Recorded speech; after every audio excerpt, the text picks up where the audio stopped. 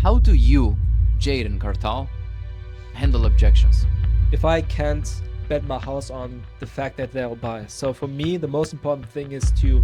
What about this advice about, oh, if you receive I need to think about it, you immediately have to say X, Y, and Z. What about that type of advice? What would you say was your biggest mistake during the discoveries? In a sales call, you ask multiple questions because asking the questions gives you the frame. You can direct the conversation. That being said, what's your favorite question to ask? Like, there's no script in my mind. For me, it's just getting. For the people who don't really understand it yet, what would you say is the difference between handling an objection and preventing one? Okay, so here we are on a new Hunters podcast with no one else than one of my favorites, not homosexual students, Jayden Kartal. Today, you will learn a few things that will be crucial for sales, for life, whatever the fuck. You know the drill. You have seen a couple of these before, so yeah, let's just get started. Jayden, why in the fuck should people even listen to you? Yeah, you should listen to me because Luca's my mentor. And that's pretty much it. Nothing else to say. That's good. So let's see what we have to make this podcast quite productive. Jayden Kartal, Yes. successful man, making money with marketing, now with sales, balling in Dubai. Yes. My first question to you is, what's your biggest excuse? My biggest excuse for what? Being successful. My biggest excuse.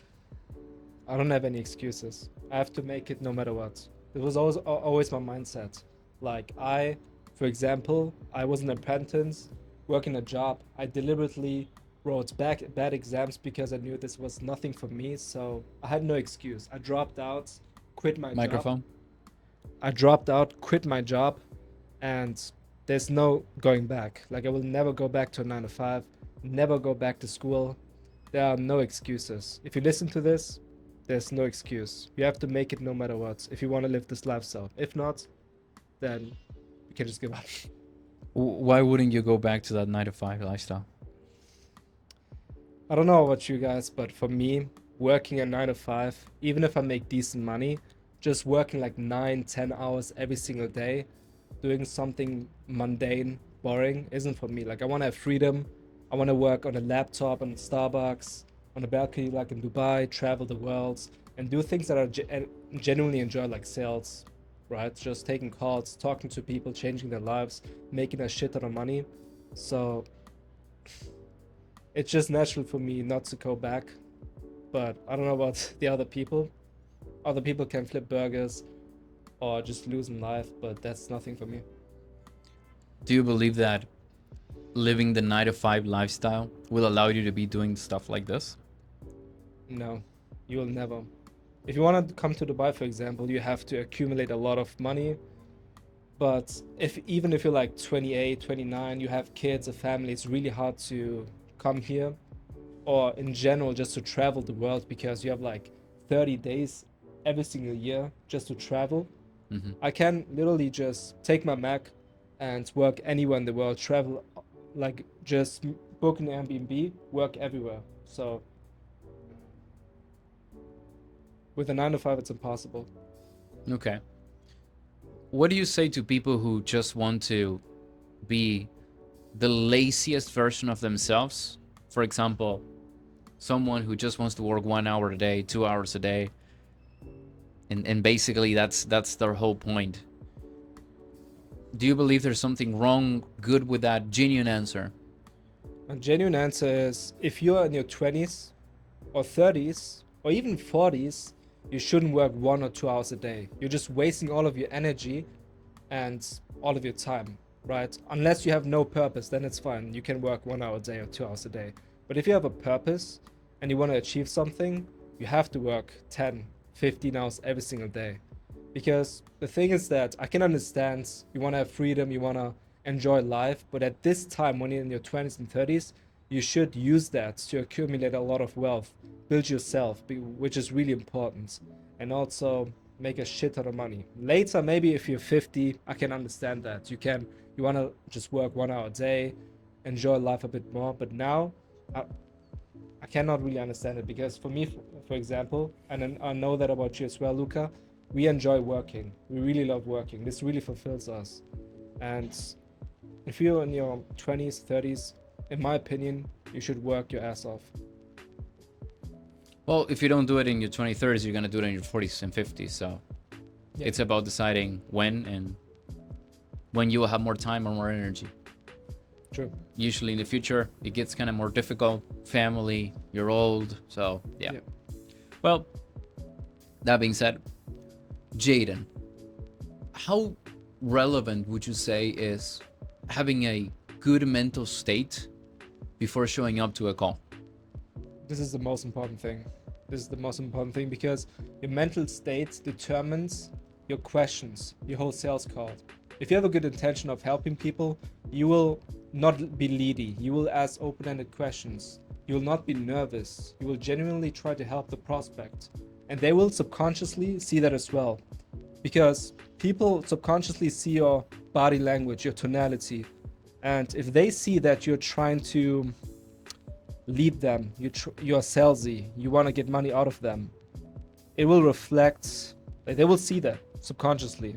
And also, like, if you're attached to the sale, it will not help you. Like, you're gonna be very nervous, you're just trying to be perfect, for example. So if you're more attached to the sale than the prospect, you will always lose. What would you say is the right mindset to have before a call? The right mindset, for me personally, it's just helping people, genuinely. If you have that intention of helping people, your questions immediately will be very open-ended. You will not be leady, non-salesy. You are not scripted. You're very conversational. So for me, I know it sounds generic. For some people, it's different. But for me, helping people is the best mindset to have because sales is win-win. This is one of the biggest principles in sales. So you win and the prospect wins. If the prospect doesn't win, you don't win as well. Okay, that's pretty good. Tell us a hard truth that you had to learn. That's a good question. A hard truth is that you have to fail fast. Because for me, I was trying to be perfect at the beginning. When I started with sales, I was afraid of being roasted by you, for example, or by the boys. I tried to be perfect, like everyone is making fun of me in the role play calls, so I was really nervous. On interviews, I was really attached to getting the job. But the reality is, even if it's 6 months, 1 year, 2 years, you have to fail. You always have to fail. And the faster you fail, the faster you will succeed. So the hard truth that I learned is that at the beginning, just fail all the time. Embarrass yourself, humiliate yourself. And that way you will learn the fastest and you will be desensitized to any failure after that. That's an interesting advice. Everyone is always telling that, oh, you can win, it's so easy, you can make money barely working, making millions so quickly. Where are you saying the opposite, which is, no, go out there and fail, humiliate yourself? What's the reason behind that?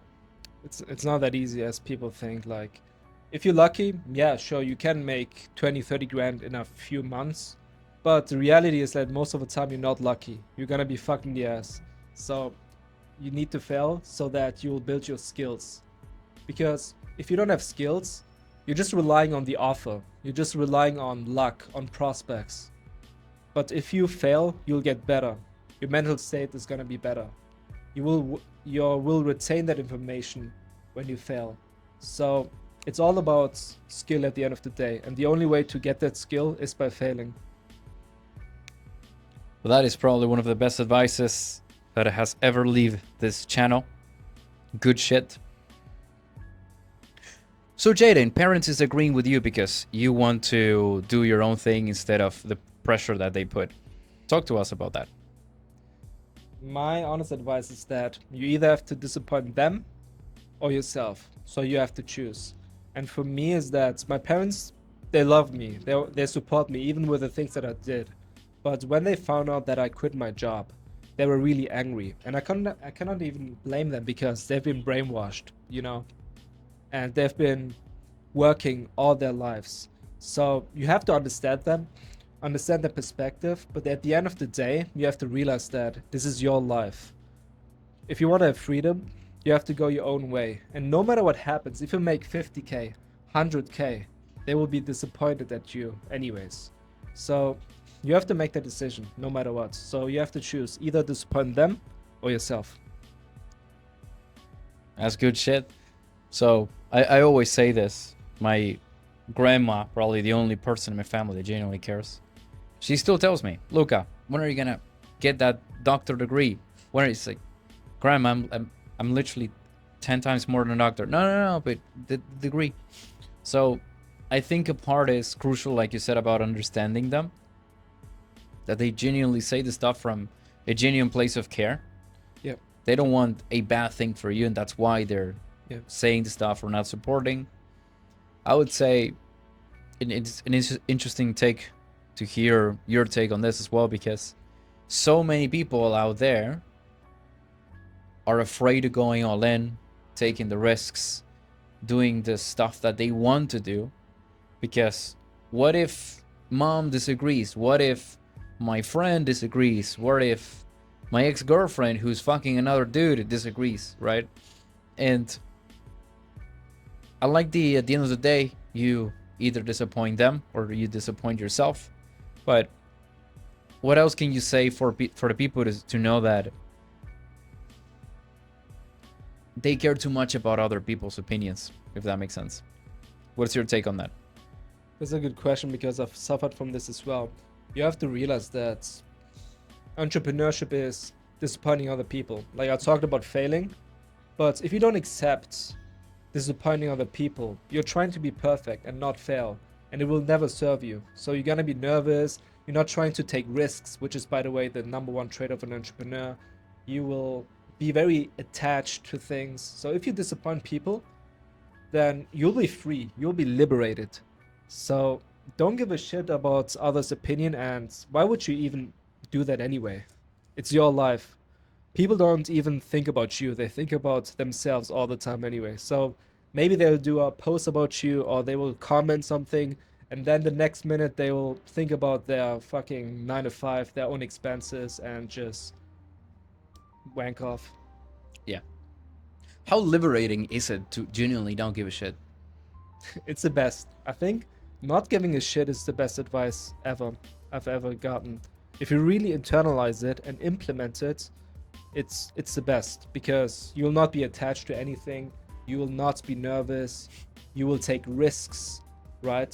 So you'll not really give a shit about the outputs. But I believe you should give a shit about things that are important, like the inputs, like studying, like, I don't know, doing the right things, being in the right mental state. So if you choose on which things you give a shit about, you become a beast. One of the best advices that I can give to anyone is, hey, put your fucking phone down. Focus. If you cannot even watch one video with full concentration, how do you expect to be successful in life? Focus. Now, since I have you here, you could work one-on-one with me. I don't have a mentorship, I have a brotherhood. I have people who are working almost 700 hours in a row. I have people who had no knowledge in sales and now are making more than 5 figures in just a few months. I will not teach you stupid linguistics like say the stupid word track. I will not teach you useless tonalities that make you look like a clown. I will not teach you to be a pushover in sales who tries to force stuff. Quite the opposite. I'm going to teach you psychology, the real psychology, so that you can know exactly what to do to make people do whatever the fuck you want. You don't get just group coaching calls. You get one-on-ones with me where you can become a beast, where I can help you with anything you need. I can be your mentor. More than 300 hours of fucking content so that you know exactly what to do in every area. Join the brotherhood. Join the hunters and become the best version of yourself.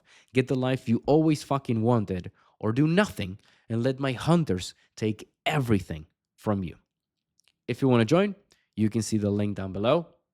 That being said, let's continue with the video. Do not give a fuck about the outcomes. but care 100% about your inputs, Yes. the things you can control, how much you work, how much you study, how much you train. But outputs, like people's opinions or the money you make, is you Yeah. cannot control that. True. You can't. All right.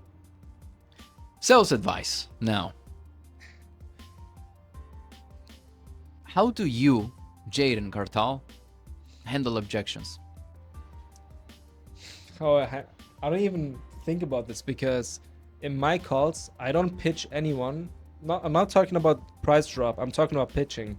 If I can't bet my house on the fact that they'll buy. So for me, the most important thing is to build a huge gap in the discovery, get ownership, committed, tie them down, prehandle objections so I don't get objections. But if I get an objection, the best thing to do is remind them, because the best objection handler is a reminder. Like, okay, you told me that your life is shit, you want to do this, and now you tell me this. Why? Out of curiosity. Like, just be curious. Don't fight them, don't challenge them, just be curious. Use common sense, right? So I can't talk a lot about objection handling, but for you watching this, my biggest advice is just to do a good discovery and remind them out of curiosity, from a place of genuinely caring about them. So this is what I have to say. What about this advice about, oh, if you receive I need to think about it, you immediately have to say X, Y, and Z. What about that type of advice? Because it's kind of the opposite of what you said. You said, just be curious, try to understand. But I have people who made a lot of money saying, no, you don't need to understand. You need to say this word per word. What about that? I mean, if you want to treat your prospect as a commodity, you can do it. If you don't want to close, you can do it. But if you want to close and help people, you have to tailor everything towards the prospects. Because if you use a word track, first of all, they heard that like hundreds of times anyway. Second of all, it might not be relevant, because the thing with sales is that it's all about the context. It's all about the current situation in the prospect. So using a word track doesn't make sense. It's human to human. It's human psychology. How in the fuck does a word track even have to do with any of that? It doesn't make sense. That's good. A good example. And I think word tracks have worked for people in some occasions because there is some validity, there's some truth to them. But because you're treating 100 people in the same way, you lose the personalization effect. And without that aspect, it's just, you never really get to touch the core of the problem. A good one that I'm just thinking now is the typical, I need to think about it. And you say, of course you need to think about it. I just haven't given you enough information. And you smile. So that's interesting.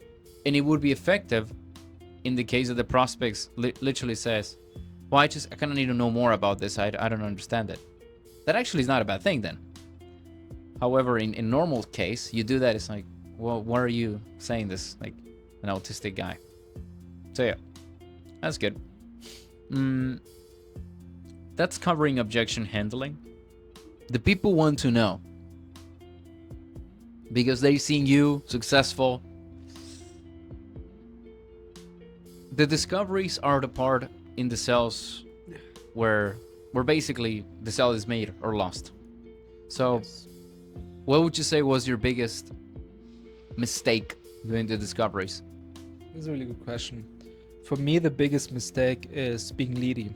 What I mean with that is, like on some calls, I try to push the conversation forward as opposed to letting the conversation move me, like the prospect leading me to the pain, to the conversation.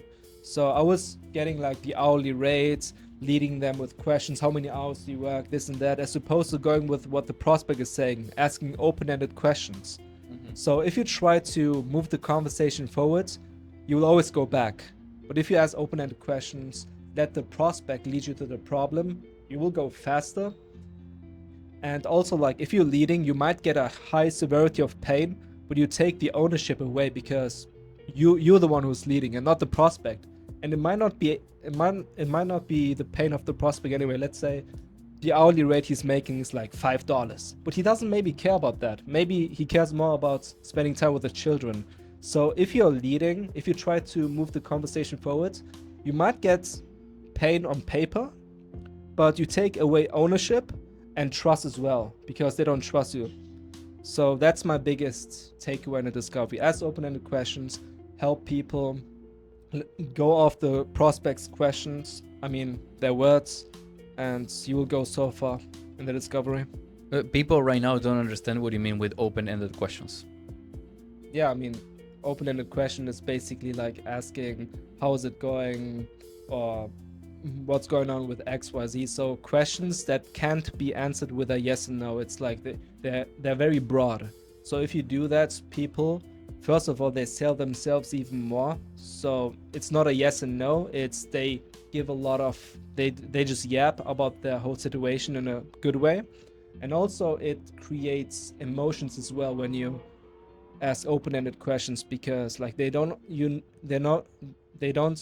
only talk about like data but also like emotions, how hard it is to go through their pain, etc. And you don't lead them into like an answer, right? They lead themselves to that answer. So that's open-ended questions and why they're so powerful. It gives a different perspective, and if you're still not understanding, I'll show you very quickly. Jayden, did you like this podcast so far? Close-ended question. That's a yes or no. Yeah. However, if I said, Jayden, what's your thought on the podcast so far? Now you can tell me, who the fuck knows? You like it, you hate it, you think of this or that. Yeah.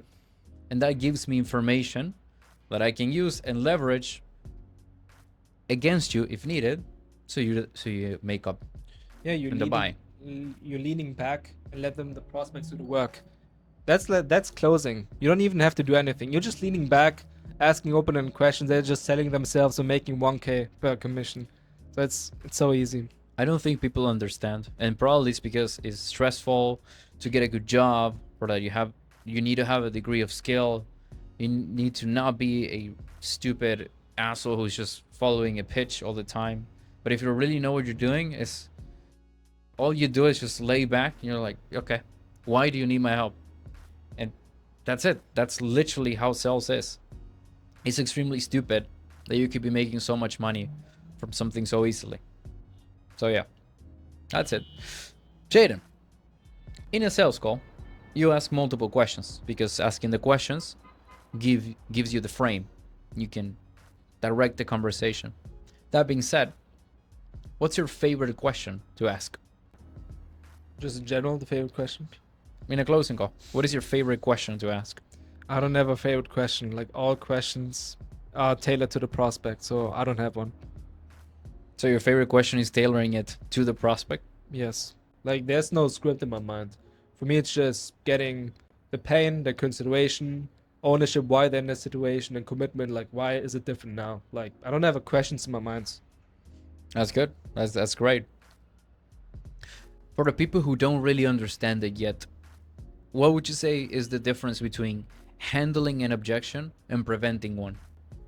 Yeah. So with preventing one, like once you, I mean, there are two ways to prevent objection. First of all, like building a gap.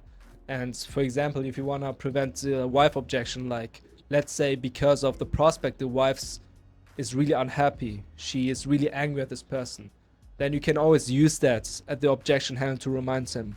But you could also pre-handle the objection as well. Like, okay, like do you have time for this? Or what's the difference between you doing alone and with a mentor, etc. So worst case scenario, you can always pre-handle objections, so you don't have to handle that later. So you can always remind them, because if they say no, I don't need to talk to them, and then later they give you that objection, it's very uncomfortable for them to give you an objection. Yep. So you can always build a gap, like a good discovery, mid-handle objections, or just pre-handle them, just ask them.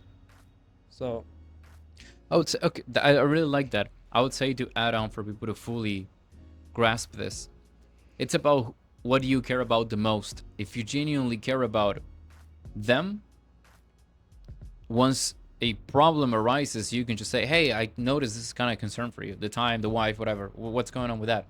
If you really care about yourself, you would say, I'm going to leave this. Maybe I don't need to fight it. Maybe I can just close them like this. And this actually backfires because people ended up bringing it anyways. And now I have to fight it. And as I explained to you, this is some sauce. Imagine that the whole call is from here, the beginning, till the end. There is a singular moment in the call. I want you to imagine it like a straight up line. There's a singular moment where you drop the price. After you drop the price, everything that you do is battling objections. But if you take care of objections, possible objections, before you drop the price, you're pre-handling them. And most importantly, you're doing it with the trust of the prospect, because they know they're just trying to understand them or helping them. But if you just drop, hey, it's going to be 5K, and then you say, oh, what do you mean your wife is not letting you? You just want the money. Something that I think people really don't pay attention to. So, Jayden, this is going to be a difficult one. So, Let's go. if you have to go back in time and remember all the calls that you had, yeah? Do you remember a singular moment that frustrated you a lot, a call? That's a good question. I really need to think about it. Call that really frustrated me.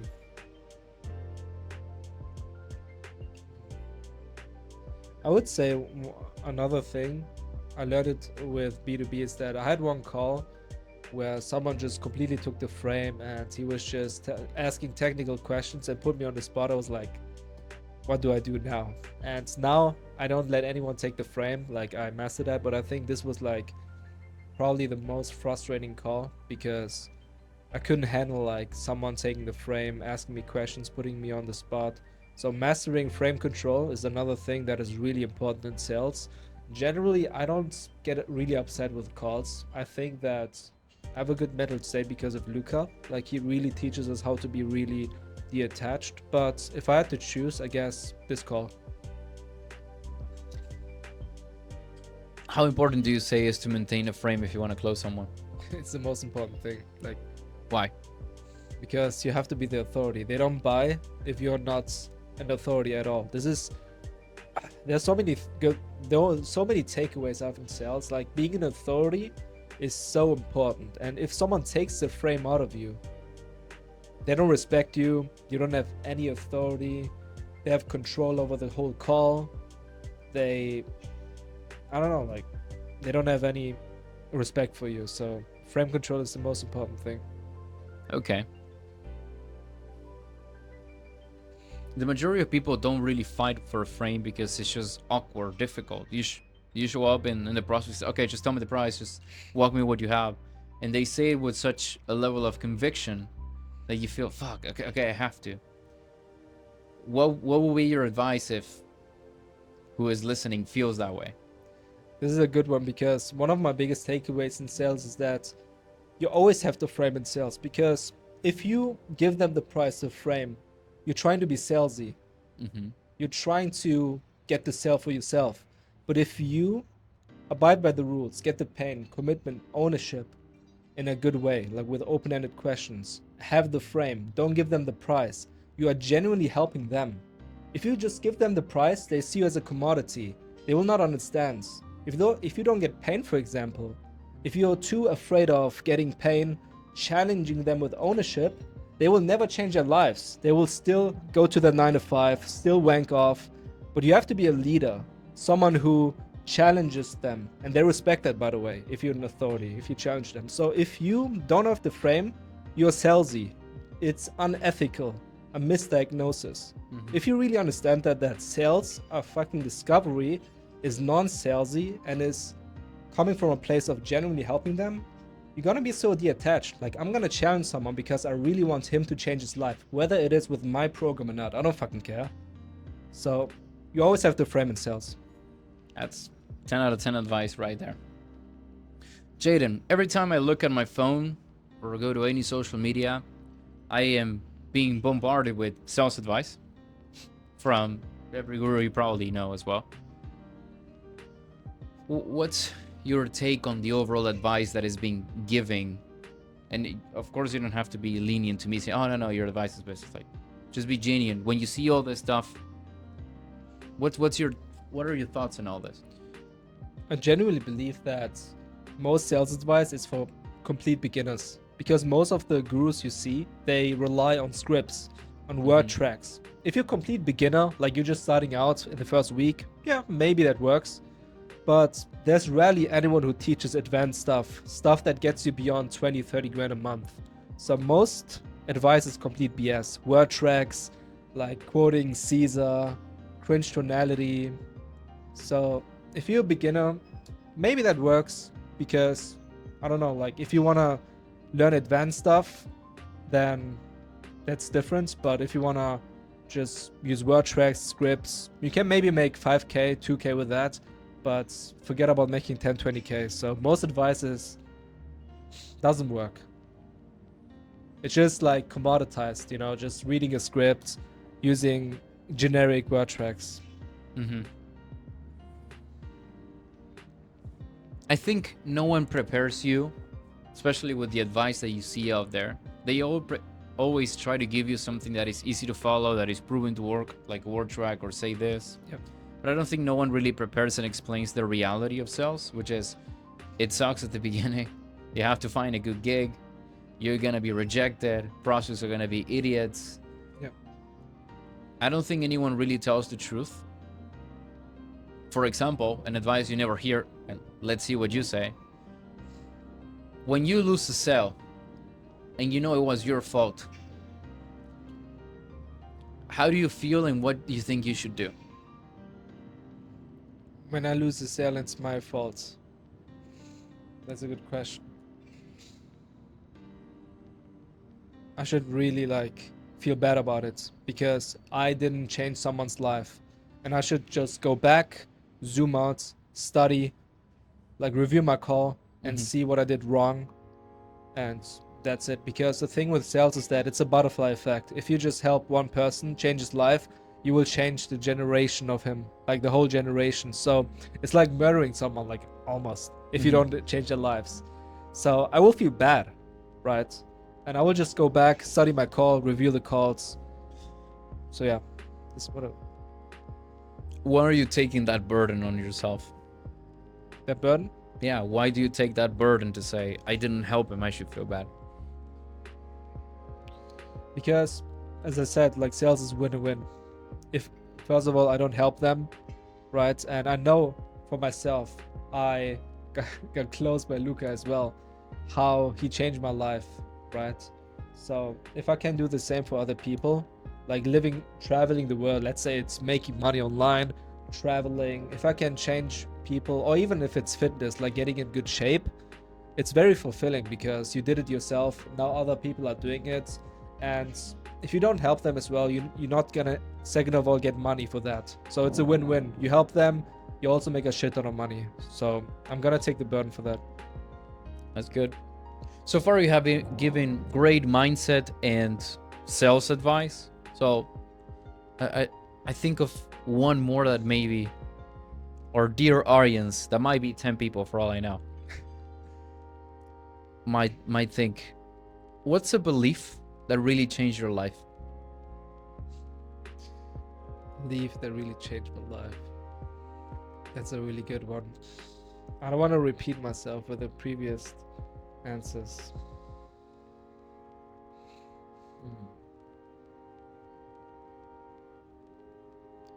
You can take your time. We're not in a rush.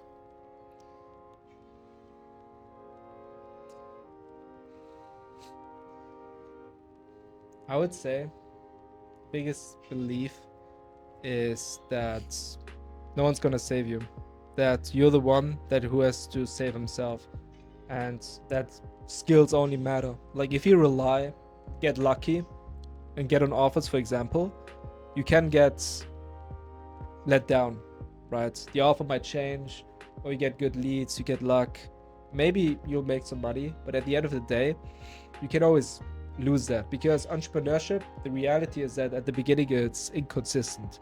So you're the one who is in charge of everything. You have to grab everything in your own hands and determine your success on your own. So build your skills. By the way, I'm not pitching the hunters right now, but build your skills, get better, fail. Don't rely on offers, don't rely on luck. If you're the type of person who can make 50, 100K a month, how in the fuck can you not do it? So that's my biggest advice. Self-mastery. Master yourself. Become a better person. Not only in sales, but also in other areas of life, which is Luca teaching, like charisma, body language, psychology, also fitness as well. I mean, Luca doesn't have modules about fitness, but if you're in a good shape, good mental space, you'll just attract money like a magnet. So I think this is my biggest advice. Build your skills, and no one's gonna save you. So you have to take charge of everything. You have to take charge, like, on yourself. That's good. I have a question who will be similar to that, so prepare yourself. But before that, this is what impact did having this community creating you? Obviously the answer that is not, salesy, like, oh yeah, you should join the hunters, be none. That's not the answer I'm looking for. I'm looking for the answer of being with the brotherhood that really, supports you and want to spend time and it makes you better. Did it had an impact, and if so, what was it?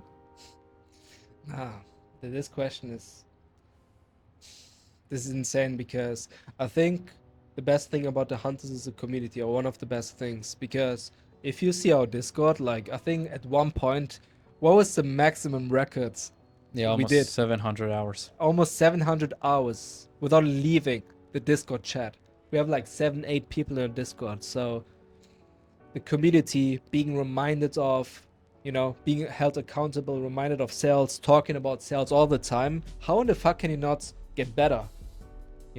Improve your skills. Role plays every single day with the boys, and being held accountable. And I genuinely believe, like, this is a mindset advice, one of the best ways to be disciplined and actually do the work is being surrounded by other people. Like, if you have friends in the Discord and everyone is trying to win, you will do the same.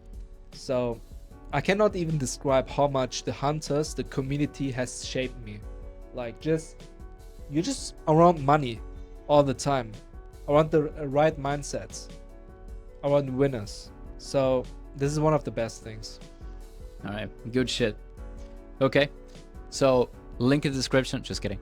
So, Jayden, I close with all the podcasts, I'm closing with this question. A motto is the way that you live your life. What's your motto? My motto. That's a good question. My motto is, again, don't give a shit. Just don't give a single shit about anything. Don't give a scheisse. I would even say go so far that disappoint everyone. Deliberately disappoint everyone. Humiliate yourself. Because if you do that, you will get desensitized. You will not give a shit anymore. So I know it's easier said than done, not giving a shit, to be honest. But you have to do it, because if you don't give a shit about anything, about outcomes, about others' opinions, about money, then you'll only focus on your inputs. You'll not be attached. You will not be stressed about making money. So you'll be very nervous on interviews, on sales calls. So if you master this, have this motto and really internalize it, you'll get it very far. All right. I think that is a great motto. I also use it, don't give a shit. Very good one. I like it. So Jayden, so far, what's your thought on these questions? Really powerful questions. Really, I have to really think about these questions, because sometimes even, like, there are so many questions, so many answers I could give. Yeah. Right? Like, for example, like your motto, or like the sales advice. There's so many good things that I learned over the past year. It's insane. So these questions are really powerful, and I hope that you watching this, you learn a lot from this as well. Right? Good from these shit. questions. Good shit. Should I become a podcaster? Just quit sales. We'll see. We'll see soon, guys. So, Jayden Kartal, I really appreciate you showing up. Thank you. Mijn Fuga. We will probably do a part 2 in the future. All right. And if you guys are really enjoying this podcast, learning about life, about sales, about whatever the fuck, to be fair, just stop, wanking off with one hand and just, I don't know, drop a like or put a comment. Fuck if I know. You're not retarded. You're supposed to know this. And that being said, I appreciate your time. I appreciate your time as well for giving all this sauce. And I will see you all in the next Hunters podcast. And remember, women are the enemy. Nah, I'm just kidding. Remember, work your ass off. Don't give a shit. Don't be afraid of disappointing people. Yes. And do everything it takes to win. Because at the end, the only thing that matters is the people who won. Not the people who gave up. The people who ended up in the middle of the road. So do everything you can and go out there and fucking win. Jayden, thank you. Listener, thank you. I will see you in the next one. Happy hunting.